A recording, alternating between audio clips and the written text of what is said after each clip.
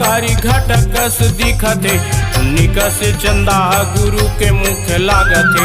उन्हीं से चंदा गुरु के मुख लागते। ऋषभ के डोरी में झूले गुरु झूलना, चंदन सही गा महके तोर ललना, चंदन सही गा महके तोर ललना।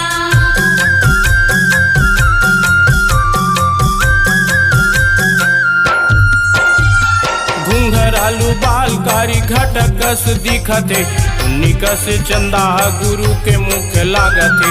उन्हीं से चंदा गुरु के मुख लागते।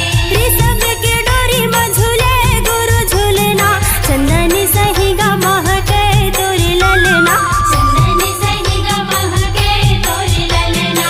धन हे माता मेरो तीन पिता मंगूदास, धन हे माता मेरो तीन पिता मंगूदास। हीरा मोती हीरा मोती रतन जैसे बेटा पाइना, हीरा मोती रतन जैसे हासिल पाइना।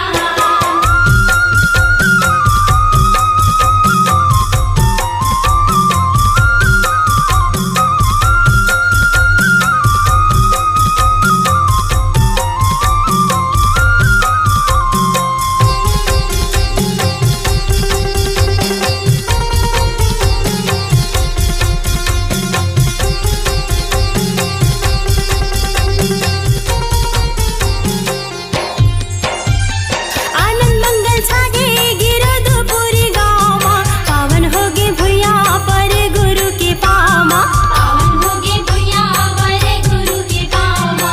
चारों जग लागे चुक चुकले उजियारी, महकथे बाबा घर अंगना दुआरी। महकथे बाबा घर अंगना दुआरी।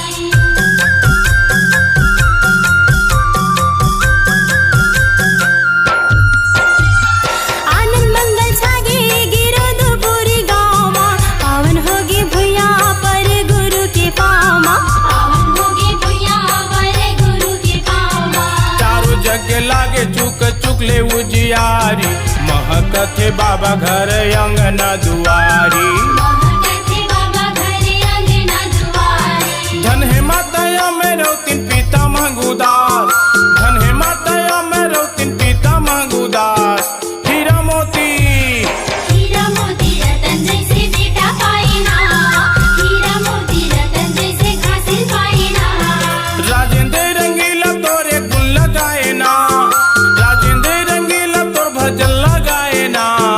हीरा मोती हीरा मोती रतन जैसे बेटा पाइना, हीरा मोती रतन जैसे हासिल पाइना, हीरा मोती रतन जैसे बेटा पाइना, हीरा मोती रतन जैसे हासिल पाइना।